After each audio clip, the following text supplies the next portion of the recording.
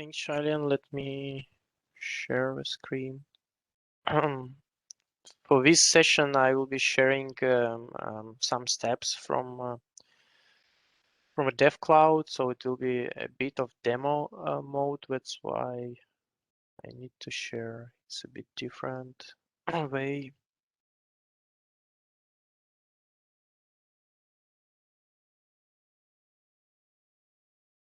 Okay.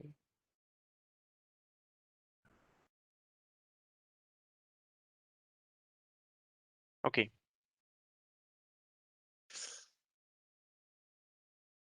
So since Intel is coming to to the industry with this great idea of wide support of a SQL. SQL was actually on the market for a while. Intel investing a lot of efforts to. Can you see my screen now? No, not yet. Yeah, I think.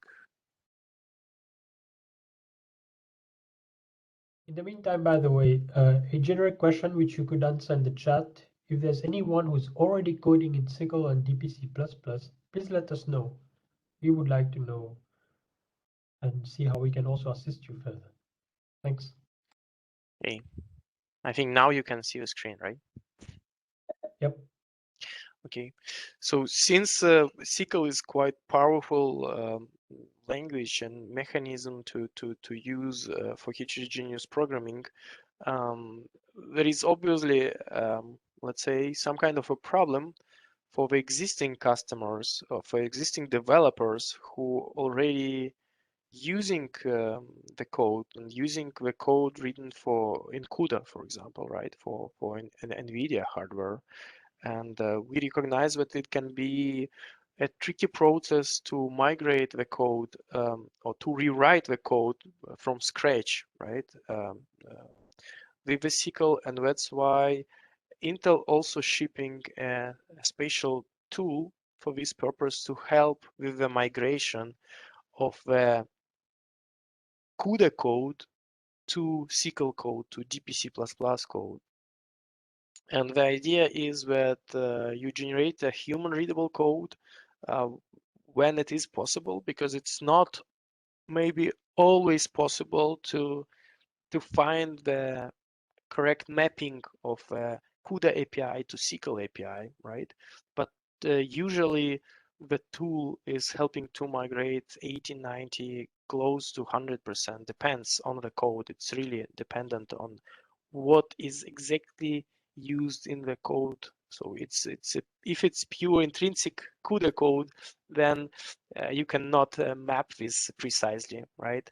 But in principle, relatively naive CUDA implication can be easily migrated to the SQL code automatically.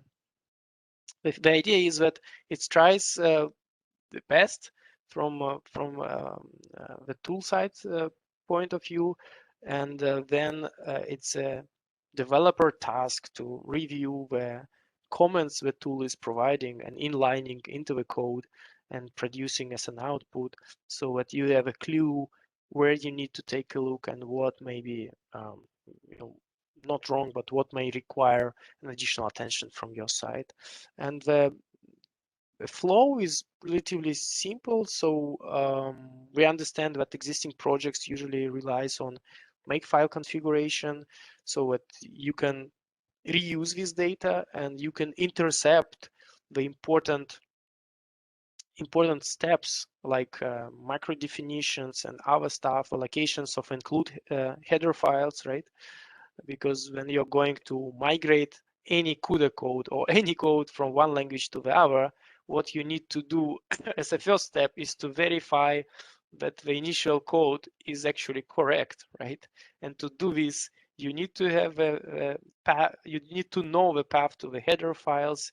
You need to actually understand if the syntax itself is correct and so on. And as a first initial step, if you already have a project with a makefile, what you can do is to run the command intercept build make, which will not actually resulting in the making your project, but it will intercepting each execution step, right, of a make file. It's not going further and execute them and actually invoking the compilation of initial CUDA code, but it's like simulate the execution of a make file and intercepting all the commands and all the definitions and paths required for the tool further. And once you did it, you can invoke the tool with a dpct command and pass this as an argument as a compilation database. The simple way for the one file migration based approach is to just invoke this command and pass a single source file for it. And in that case, you can even avoid the usage of a compilation database. But in that case, you need to care that you're passing all the required options which were set in the make file. So this is a link to the compatibility tool with a lot of useful information you can find on top. Again, since it's a tool, right? Here the best approach is to take your CUDA code and start to migrate, and this is the way how you can learn this stuff. I just want to highlight here a few important notes. So this is, again, a very naive and simple example which can be migrated out of box 100% with no problem. And on the output, you are getting this SQL code. One note is it is C++ code, right? But it's not a pure SQL code because there is an include of additional header file here, and some non-SQL APIs are used here. Right? As you can see, what we are doing is some device underscore X, right? Object class from dpct namespace created, and not a device from the SQL namespace.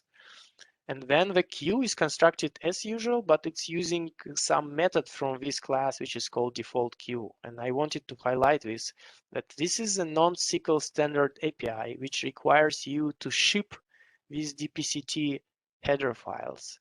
The thing is that it's not always possible to simply migrate the APIs, right? Like this one, CUDA malloc can be mapped to SQL malloc device, right?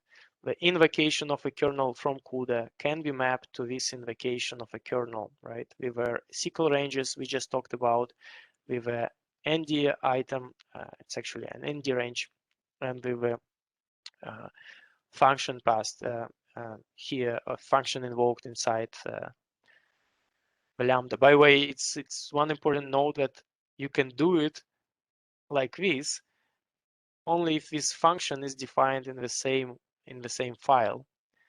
If you are calling some function which is outside this file, you need to mark this function as SQL external so that the compiler knows that this function is actually a device code function. So it should be compiled for the device. Just an important note, but for this example, it's not required.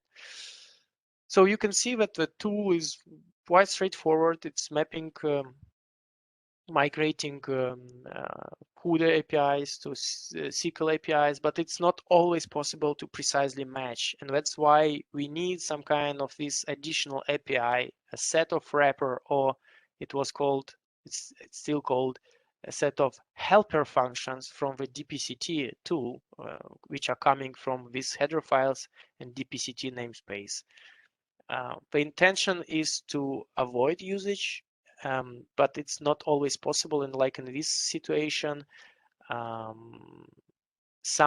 we just need to use some device, right? And that's why this API is used. You need to be quite careful with that, because I will show you on next slide. In this case, you don't really understand how the queue is constructed, right? So you need to take a look on what does default queue doing. And for the list of equivalents, there is a very nice page prepared by CodePlay. There you can find the equivalence of the CUDA APIs, so some kind of a table where you can find the equivalence of CUDA API to SQL API. because there are quite common questions like what is stream in SQL, what is grid, and so on. So it will help to build you the understanding of a difference in terminology and the bridge between CUDA and SQL as well. And that's what I was talking. So if there is a call to some function from DPCT namespace, it's better to take a look on the implementation and take a look on the header file to understand what's happening, because for the default queue, the compatibility tool header file construct a queue with an in order option, with an in order property. We just talked a few minutes ago on that with this option, the execution of your kernels will be sequential. It doesn't mean that there will be no parallelism at all in your code, because the host code can still be executed asynchronously, right? And you can do quite many different tricks to parallel server, but the thing is, all kernels in order queue are executed like this, one by one, right? Never in parallel, because the graph is built in this way. It's just one note that you need to keep in mind. Again, the tool is trying to avoid the usage of these DPCT headers, and I would recommend to also get rid of this, because it's better to have more standard compliant code, obviously. And there are many options allowing to control this generation of a code and usage of different SQL features in the code. A few best known methods I found is that you may migrate incrementally. So if you know, while trying to migrate the whole project, you're getting dozens of errors or issues, it's better to switch to step-by-step mode and go from one file to the other. Usually, there may be some common problem for all the files, like missing of a path to some header files or whatever, and that's why you're getting dozens of errors. But just tuning it a bit for one file, it will then work out of box for other files. The next important step is when you use the tool, you need to make sure that the tool recognizes the input code as valid, right? You will see it. I mean, the tool will generate syntax errors in case it thinks that, okay, this template syntax is invalid. So the fact that the initial code was compiling fine in VCC doesn't mean that the initial code was in accordance with a standard, right? Because we know that some compilers are more strict with the syntax parsers, some not. And that's why if an VCC compiles, it doesn't mean that the code is valid. And DPCT using a front end of a CLang to parse the code and check the validity of this code, right? Correctness of this code. And the behavior will not 100% match the behavior of an VCC to understand the code syntax. That's why what may matter is the default C++ standard which is set and which you can set as macro definitions which you are passing, because you know something may be preset in an VCC and you need to check it. And include paths are important. So if, let's say, the tool is passing this syntax correctness check and going further to start the migration, then it's almost all is done, right? So then you need to go further and analyze the results. But sometimes this can be not simple step. And before doing, if you are trying to migrate a big project and you want to intercept the commands executed by make file, then don't forget to do a make clean before intercepting. Otherwise, there may be wrong stuff intercepted, and then the tool will be crazy because of that.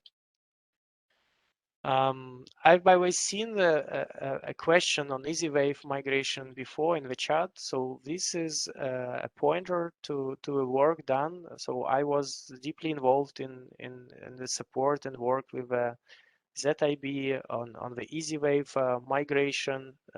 Here you will find them even the recording done by ZIB on that work, and there are hands-ons so that you can pass it yourself if you want on the real tsunami simulation code. The outcome is that we've ported this code from CUDA to Data Parallel C++ to SQL, and we were able to run it on all the variety of Intel devices, including CPU, GPU, and FPGA, with quite reasonable performance on all the devices except FPGA. So functionally it was working on, but FPGA usually requires a lot of fine-tuning further. But we've also run this on CUDA device, on P100, on V100 cards. And the thing is that the performance versus the native implementation in CUDA, right? The performance of SQL code running on NVIDIA hardware versus the performance of native CUDA implementation running on NVIDIA device was almost the same. So we've observed like 5% overhead, which is reasonable and which is, I think, a great result showing not only functional portability, but also the performance portability in this case. It's not guaranteed on all cases. It may be not easy on some workloads to achieve this, but it is doable. And this is a good example. And moreover, just a few weeks ago, we also ran this with a backend for AMD on AMD GPU with quite reasonable performance too. So I think that this is the greatest of a oneAPI, which is now possible to do, is to follow the same syntax, same programming concepts and paradigm, right? And to target different devices. Yes, the further fine-tuning of the performance may be required, but it's an additional question and topic for discussion. So what now I want to show you is, as you know, we do have Intel devcloud. So this is actually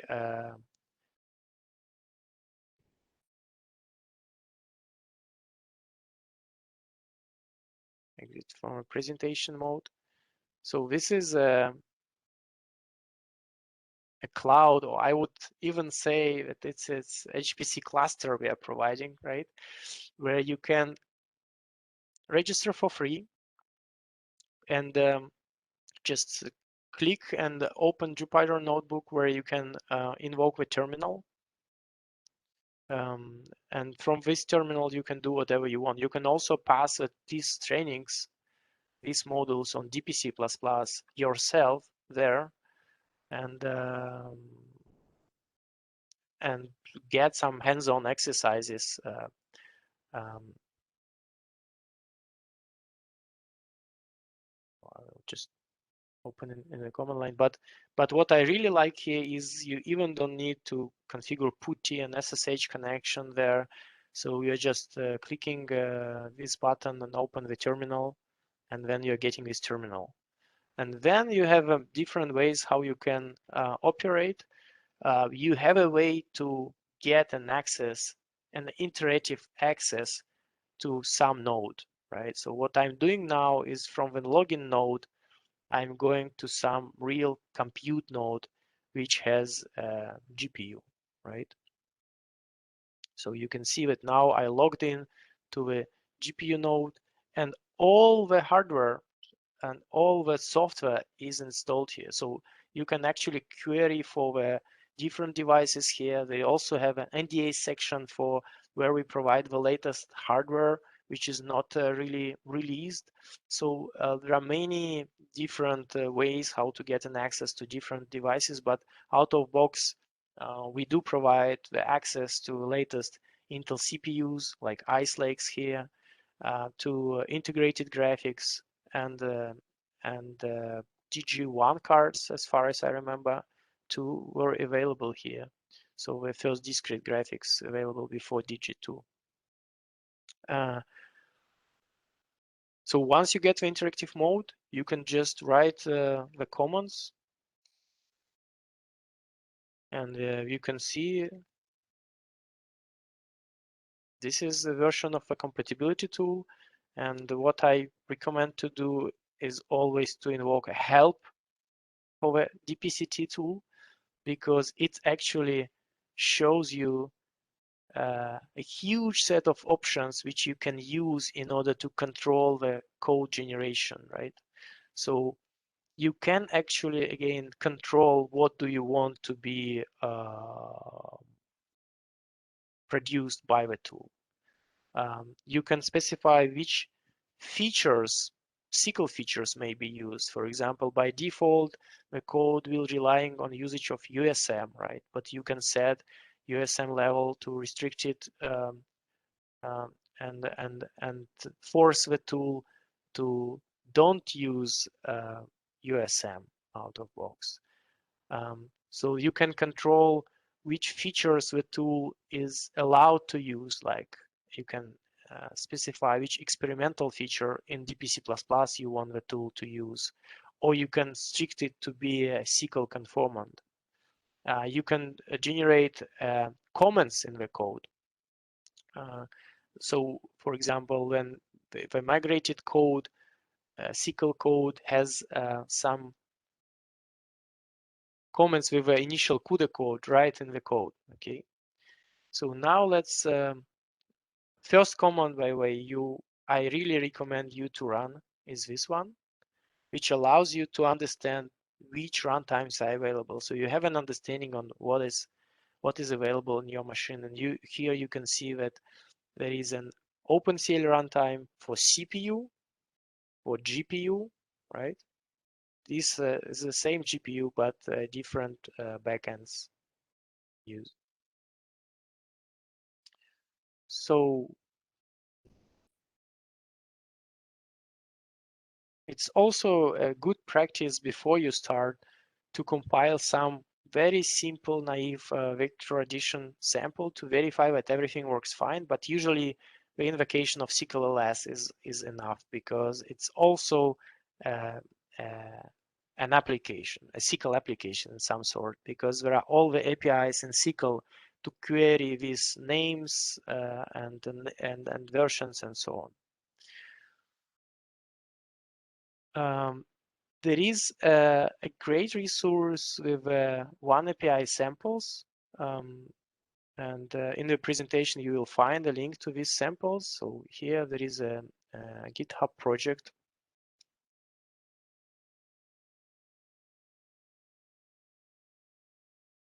with a lot of samples, and I'm going to show you a simple one which can be used, right? So if you git clone these projects and then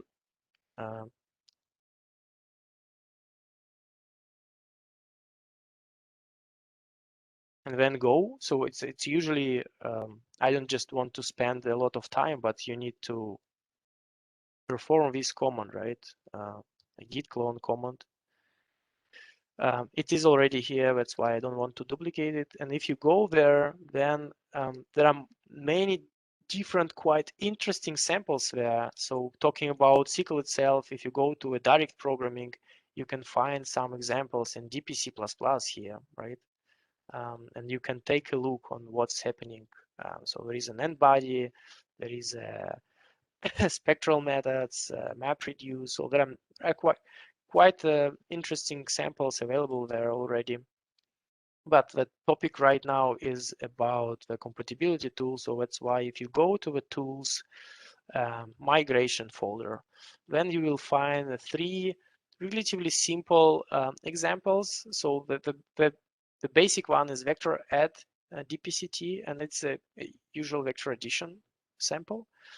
Then there is a Rodinia code, which shows you a way how to migrate the code, which has a makefile configuration.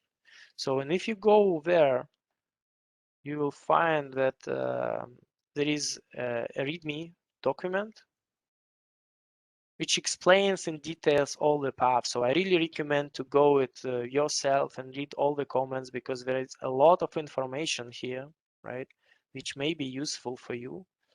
I just want to show that the mechanic how a tool works, right? So I don't want to do it with a vector addition. So maybe let's start with this stuff. So again, I was doing a few migrations here already. You can see the migration and migration 2 folders. That's why I will do it from scratch again and call it migration 3 in this case. So again, as I said, what you need to do in the ideal world, you need to understand what's happening in your CUDA code, right? So I will always recommend to understand what's your CUDA code is. And I expect that developers who are trying to migrate CUDA code to SQL, they obviously quite familiar with their CUDA code. And this can be important. So there is a make file here, as you can see. So there are not so much to compile, but it's a CUDA-based, it's make file based approach. So, and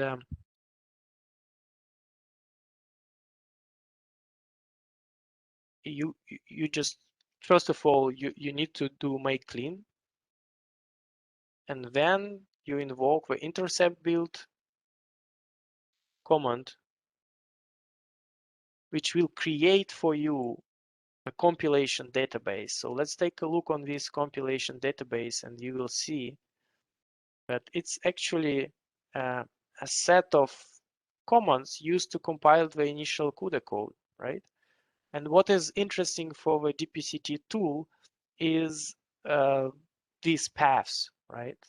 The paths which it can use, the macro definitions which it can use, because this is important to correctly parse the code itself. So when it's done, what you can do is the invocation of a tool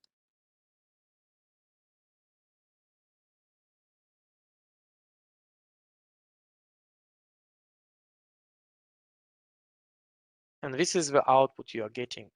So you're starting the migration, you are specifying the folder where you want to migrate, you are specifying the folder where you want the tool to parse for include header files, or which should be migrated, and you are specifying the JSON files or the compilation database, which the tool can use to get the correct settings.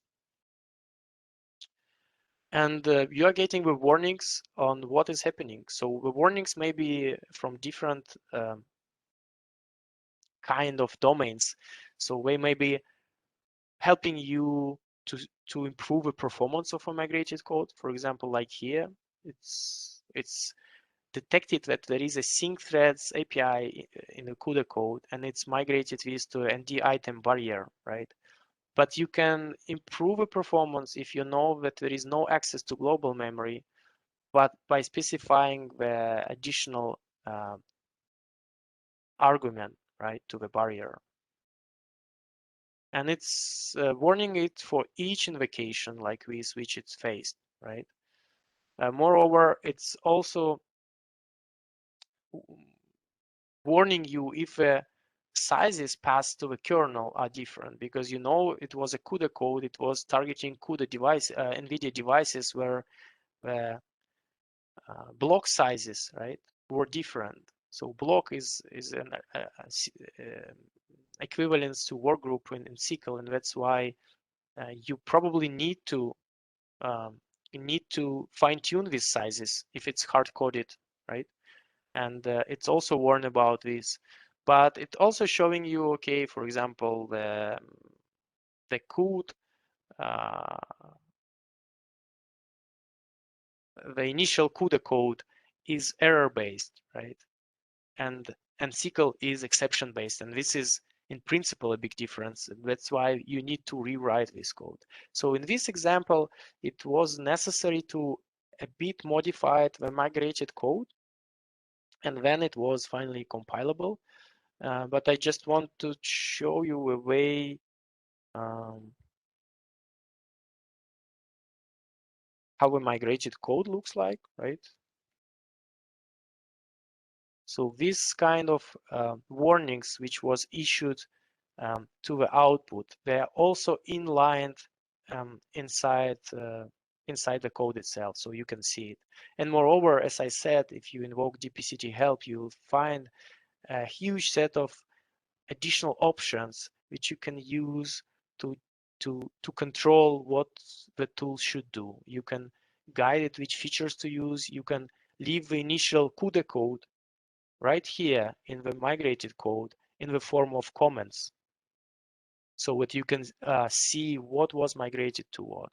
And as you can see here, again, CUDA is error-based, SQL is exception-based, and this kind of stuff will not work. That's why you need to modify this and to actually also the tool is guiding you that version-related API is different in SQL, and that's why you need to fine-tune the code here. So I think that was quite useful summary for you or overview for you of the tool. Again, since this tool requires some hands-on exercises, I would really recommend you to go ahead and try on these samples, try on your code, and yeah, come back with feedback or questions if you have. Thank you for your attention, and I'm open to the questions right now.